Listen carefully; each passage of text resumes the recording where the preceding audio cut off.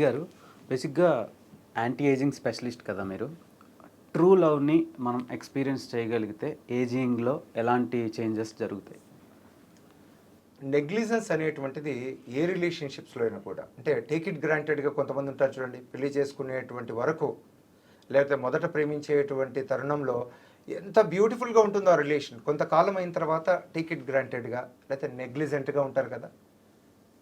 ఎలా అయితే ప్రేమలో ఇది చూస్తామో మన శరీరం పట్ల కూడా ఈ నెగ్లిజెన్స్ అనేటువంటిది లేకుండా లవ్ పెంచుకున్నాం అనుకోండి, శరీరాన్ని ఎలా అయితే స్నానంతో శుభ్రపరచుకుంటామో శరీరాన్ని కూడా చక్కగా మనం ప్యాంపర్ చేయడము, రైట్ ఫుడ్తో దాన్ని ఫిల్ చేయడము, అంతే కదా. మనకు హాని కలిగించేటువంటి ఆహారం తీసుకున్నాం అనుకోండి, ఏది పడితే అదే తిన్నాం అనుకోండి, ఏమవుతుంది, ఇక్కడ హాని జరిగి త్వరగా ఇది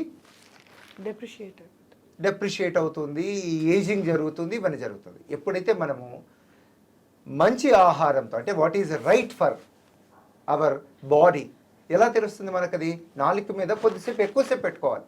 అందరూ ఏదో త్వరగా తింటున్నారు, ఫాస్ట్ ఫుడ్ తింటున్నారు, రుచి కూడా తెలియకుండా నమలకుండా మింగేస్తున్నారు. ఎలా అయితే నాలుక ద్వారా మనం మంచి మాటలు మాట్లాడడానికి ఎలా వీలవుతుందో నాలుక మీద కొద్దిసేపు మనం ఆహారాన్ని పెడితే దాన్ని ఫీల్ అయ్యామంటే చెప్తుంది నీ శరీరానికి నేను అవసరమా కాదా అని.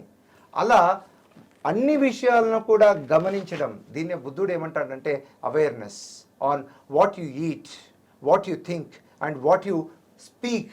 ఇటువంటివన్నీ కూడా మనం కొంత అవేర్నెస్ ఉంటే ఏమవుతుందంటే మనకు హాని కలుగజేయకుండా మనలో ఒక సమతుల్యత, హార్మోనీ, బ్యాలెన్స్, ఇంటిగ్రేటెడ్గా మనం ఎలా జీవించాలని మనకే తెలిసి వస్తుంది. తెలియకపోతే ఏం చేస్తామంటే ఆ ఛానల్, ఈ ఛానల్, అవి ఇవి ఆ ఇన్ఫర్మేషన్తో మనం కన్ఫ్యూజ్ అవుతాం. సబ్కా సున్నా అప్నా కర్నా అనేటువంటిది ఒకటి ఉంది. మనల్ని మనం వింటూ ఉంటే వాడిట్టా వీడిట్టా అన్నటువంటి భోగట్టా కాకుండా మన మెట్టా అని ఆలోచించడం ఒకటి ఉంది. ఈ విధంగా మనల్ని పట్టించుకుంటే, అవేర్నెస్ కలిగి ఉంటే ఏమవుతుందంటే త్వరగా ముసలి వాళ్ళం కాం. అందుకే మనం చూస్తే ఇప్పుడు 20 ఏళ్లలో కూడా 60 ఏళ్ళలాగా తయారైపోతున్నారు, డల్గా అయిపోతున్నారు, లేజీగా అవుతున్నారు. స్వామి వివేకానంద ఏం చెప్పాడంటే నాలాంటి యువకులను ఒక 100 మందిని ఇస్తే మొత్తం భారతావనే కాదు ప్రపంచాన్ని కూడా నేను మారుస్తాను అని ఆయన ఏ విధంగా చెప్పడం జరిగిందో అలానే మనల్ని మనం వింటే ఈరోజు వ్యాలంటైన్స్ డే సందర్భంగా సెల్ఫ్ లవ్ ఉండాలి. సెల్ఫ్ లవ్లో ఏమవుతుందంటే మనల్ని మనం నెగ్లెక్ట్ చేయకుండా, చూడండి మీ పేరు మర్చిపోయారా, అన్నింటినీ చాలా మర్చిపోతాం, మన పేరు మరవం. ఎందుకంటే మన మీద మనకి ఇష్టం ఉంటుంది. మన గురించి ఇప్పుడు ఎంత మన కుటుంబం అనుకున్నా తుఫాన్ వస్తే లేకపోతే వరద వస్తే అందరూ మునిగిపోతుంటే మనల్ని మనము ఎలా సంరక్షించుకోవాలని చివర్లో ఏ తల్లి అయినా ఎవరైనా కూడా ప్రయత్నం చేస్తారు. అంతవరకు మోసుకొని వస్తుంటారు, చివర్లో అందరినీ వదిలేస్తారు. కాబట్టి మన మీదకు వచ్చినప్పుడు మనం ఎంత కేర్ మనం తీసుకుంటామో అది మొదటి నుంచి ఉంటే, మన పట్ల మనకు ఆ ప్రేమ కలిగి ఉంటే ఏమవుతుందంటే మనము ఈ జీవితాన్ని, చాలామంది ఏమంటారంటే ఒక 100 సంవత్సరాలు జీవించాలని లేకపోతే శాశ్వతంగా ఉండాలని చెప్తుంటారు చూడండి. ఇక్కడ ఎటువంటి ఆలోచనలు ఉండాలంటే మనకు ప్రశ్నయుతమైనటువంటి జీవితం కాకుండా సమాధానయుతమైనటువంటి సమాధి, అంటే ఆల్ క్వశ్చన్స్ ఆర్ ఆన్సర్డ్ అన్నటువంటి స్టేట్లో ఉంటే ఏమవుతుందంటే మనం ప్రశ్నించకుండా, డౌట్ పడకుండా, ప్రశ్నించడం ఉండొచ్చేమో ఎందుకంటే క్వశ్చనింగ్ ఉండాలి, కానీ డౌట్ఫుల్గా జీవించకుండా మనల్ని మనం వింటూ ఉంటే, మనతో మనం కలిసి ఉంటే, మనల్ని మనం ఇష్టపడుతుంటే ఏమవుతుందంటే మనకు రైట్ డైట్ ఏదో అర్థమవుతుంది కదా. ఇప్పుడు చాలామంది చెప్తున్నారు, ఒకైనా కీటో డైట్ అంటాడు, ఒకైనా ఉప్పు తినొద్దు అంటాడు, లేకపోతే ప్రోటీన్ డైట్ అంటారు, ఒకటి నానా చెప్తున్నారు. ఒకవేళ అది ఫాలో అవుదామంటే మనకు పడకపోతే మళ్ళీ మనకు ప్రాబ్లమే, ఏ డైటో కూడా. కాబట్టి మనతో మనం కలిసి ఉంటే ఎలా ఉండాలి అనేటువంటిది అర్థమవుతుంది. చాలామందికి తెలుసు నా రోల్ మోడల్, నా హీరో, లేకపోతే నాకు నచ్చినటువంటి వ్యక్తి వీరు అని ఇలా చెప్తున్నారు, కానీ నేను బాగా నచ్చాను అనేటువంటి మాట చెప్పడం అనేటువంటిది చాలా కష్టం. ఐ లవ్ మై సెల్ఫ్ అనేటువంటిది చెప్పడం చాలా కష్టం.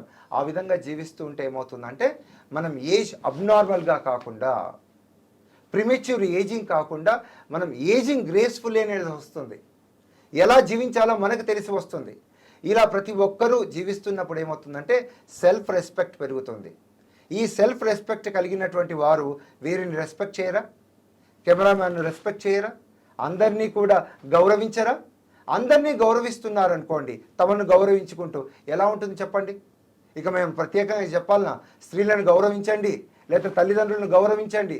ఇక్కడ గౌరవించుకోవడం నేర్చుకున్నటువంటి వాడు, ఇక్కడ ఇష్టం కలిగి ఉన్నటువంటి వాడు ఆటోమేటిక్గా అందరితోనూ ఇది వస్తుంది. ఇవన్నీ మనలో ఉన్నాయండి, మనం మర్చిపోయాం.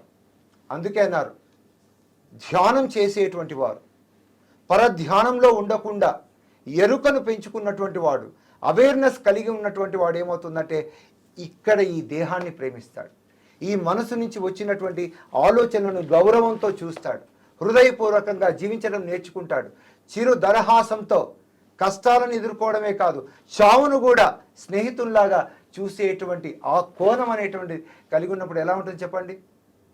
మృగం కంటే కూడా మనిషి చాలా ఉన్నతమైనటువంటి జీవి అని అన్నారు. ఎందుకంటే ఇటువంటివన్నీ మనకు వీలవుతాయి కాబట్టే. మృగాలు చూడండి, ఏదైనా మనము గొప్పగా ఉంటే, ధైర్యంతో ఉంటే సింహంతో పోలుస్తాం, సాధుత్వంతో ఉంటే గోవుతో పోలుస్తాం, మంచి కంఠం కలిగి ఉంటే కోయిలతో మనం పోలుస్తాం. మనిషి యొక్క గొప్పతనం ఏమిటి?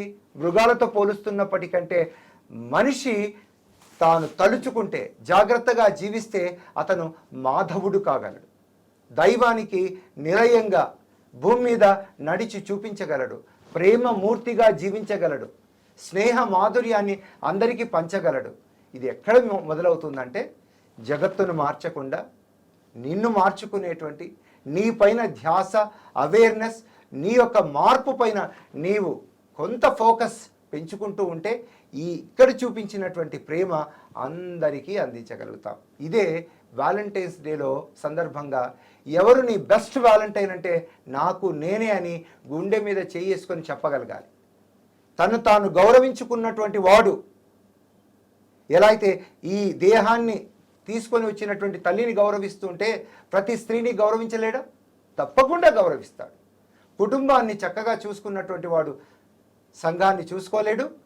కాబట్టి మార్పు అనేటువంటిది, ప్రేమ అనేటువంటిది ఇక్కడ మొదలవుతే మీరు అన్నటువంటి యాంటీ ఏజింగ్ అన్నారు చూడండి, అది చూడడానికి ఒక అబ్నార్మల్గా అనిపిస్తుంది. కానీ ఎందుకంటే మేము సర్జరీస్ ద్వారా, మెడిసిన్స్ ద్వారా అందాన్ని, బాహ్య సౌందర్యాన్ని పెంచవచ్చేమో, అంతర్ సౌందర్యాన్ని పెంచవలసినటువంటి అంతర్ సౌందర్యానికి మూలమైనటువంటి ఆలోచన కానీ, భావాలు కానీ, ఉద్వేగాలు కానీ, అలాగే బిహేవియర్ కానీ, ఆ ప్యాటర్న్స్ కానీ, ఇవన్నీ మనం కొంత ఫోకస్ చేస్తే, అటెన్షన్ పే చేస్తే, నెగ్లిజెంట్గా కాకుండా అటెన్షన్ అండ్ ఫోకస్ మనం పే చేస్తే తప్పకుండా మన జీవితం ఏజ్లెస్గా ఉంటుంది, టైమ్లెస్గా ఉంటుంది అండ్ మైండ్లెస్